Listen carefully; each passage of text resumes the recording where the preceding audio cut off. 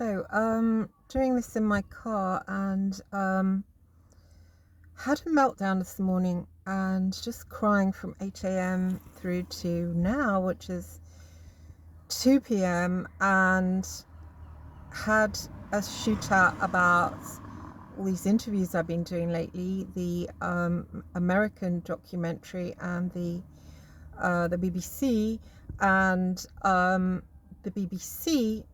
Gosh, it's hot here. Uh,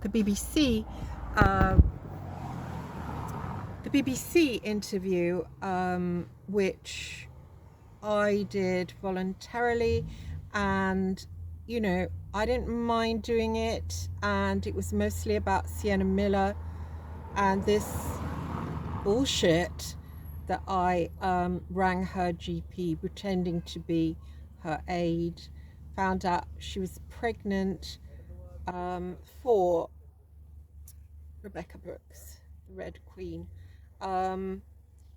Did I fuck? I didn't do that, but she's announced it all over the media that I did. Did the interview with the BBC. They seemed to be like really, he seemed to be really, into her, not really giving a damn about me. One could say that she's prettier than me, and you know what? I think that with men, I think that is the issue. So, and then I looked online, byline, and it's all this stuff that Sherborne has said in court that is hearsay that I most certainly didn't do. And they're like, do a BBC interview for us, do this for us, do that for us, we'll publish your book. But all the while on the blog or whatever it is, I'm slagged off. It's like, hang on. And then they're saying, well, you've got a right of reply. It's like, okay, so now I'm going to reply and you can post this there. So Graham Johnson came to me in 2016. I wasn't doing anything. I knew him from work, so I thought it would be okay to go and meet him, met him. He didn't know I worked for. He said, oh, help me, let's get the press, whatever. I don't like them. They ruined my life. Phil Hall did ruin my life. Put me on the front pages back years ago. But it did affect my life. So I thought, yeah, I'll do something good with my life. I'll help Graham Johnson and Hacked Off.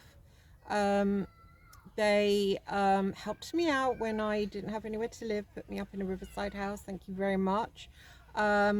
I had some remittance advices. I was going to give the remittance advices, and then the relationship broke down due to an argument over a bloody sandwich from my son. But there we are. Maybe I don't know, probably my fault, whatever. But I didn't feel I was being treated right in the way I should have been treated, given that I was risking stuff. Sean Moore is dead, so it's not the greatest thing in the world to be a whistleblower on News International. They weren't doing it, I was doing it. So it led to an argument. I pulled out, and then they demanded all my remittance advices off the Sun. They handed them over, then they went through them and said, oh, you did this, you did that. Meanwhile, I met with the Sun's lawyers, went through everything and said, this is what I did on this, nothing illegal on this, and they agreed with me, and they said, we're going to fight it in court. I was like, great. But when it push came to shove, and I think it was protecting where the information actually came from, such as I wasn't asked to check if Sienna Miller was pregnant, I was asked to check a pregnancy termination. They had the clinic, they want me to ring it. No way was I going to ring that. They asked me to ring Jude Law. I did ring him, but not about that. I rang him just because he's, he's a famous film star, and I just wanted to talk to him, showing off in front of a mother and baby group. Basically, I most certainly didn't say anything about Miller, and they can check that by asking him, surely. And I rang some friends, I believe, but didn't get anywhere. Obviously I didn't get anywhere. I was going through the motions because you couldn't blatantly take money for nothing off the Sun. They weren't very happy, and next thing I saw, a story in the paper that she was pregnant. Nothing to do with me. I put pregnancy checks on the invoice because I hadn't done anything. It's not okay. I'm a private investigator. Was a private investigator. I do know if you do anything illegal, you don't put it down. John Boyle, the great phone hacker, he would use like different names even to invoice. Don't you think I know about that? But because I hadn't done anything, I could put down something like that. And that could be in absolutely anything. In that case, it meant pregnancy termination and ringing round friends. I just put that so they would learn it. So I'd appreciate not being, all over their blog when I'm also helping them out doing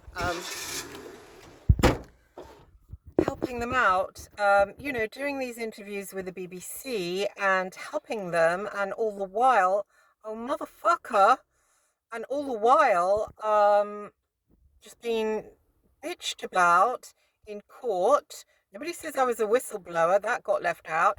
They mentioned it on Twitter.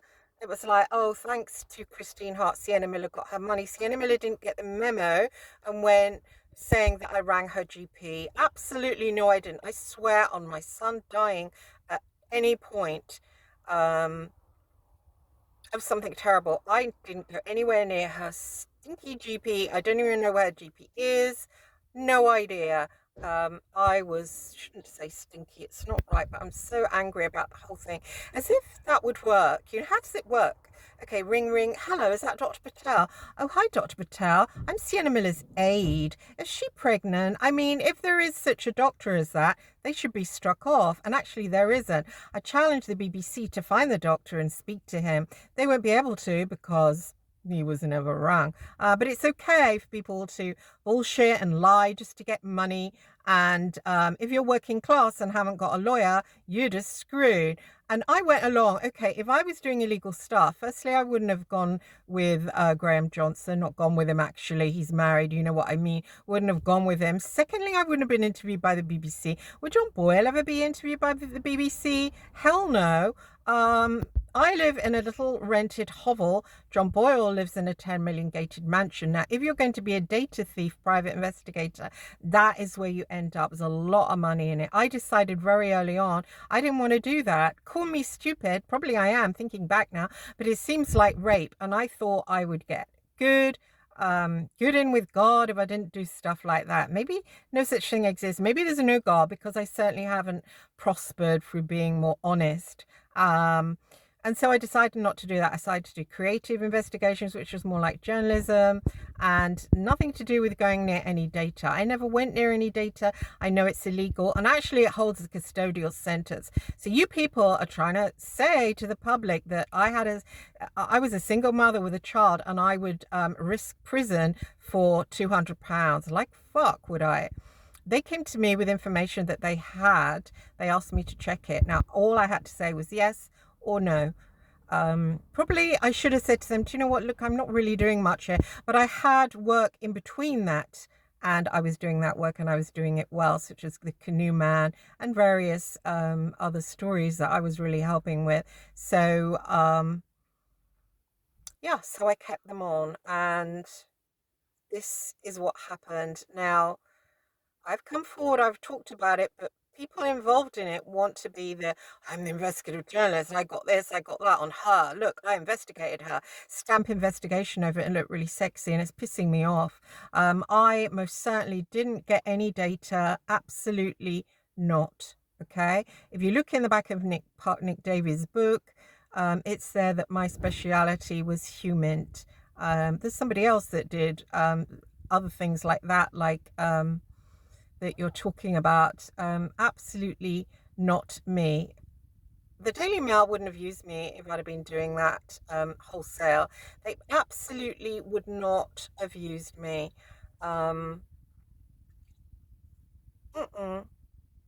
And you can't get the remittance advices from them now, can you? Why don't you try harder?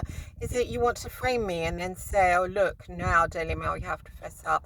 Don't use me. Don't use people. It's disgusting. I came forward. I shouldn't be on your blog. I shouldn't be there. You know, you shouldn't try and vilify me when I've come forward to do an interview and make it look like you've jumped out of the grass and have caught me. It's just not right. It's bad. And you know what? I work for bad people. News International, really bad people. And I work for bad people for a long, long time. And I sort of held my nose doing it. And I thought, well, I'm only doing it so I can become a novelist. And I'm writing my books at the same time. And I won't earn much money out of them. I'll just get by. But you know what? I've ended up in complete shit. And I think it's because I did work for evil people. I shouldn't have worked for evil people. I should have worked in a shop or something like that, you know? And I'd be better off. I maybe would have met somebody. I maybe would have got a mortgage. I maybe would have sorted myself out, but ended it in shit because I work for bad, bad people. So please don't do bad things, because use me as an example. You really do end up in bad, bad places. Thank you.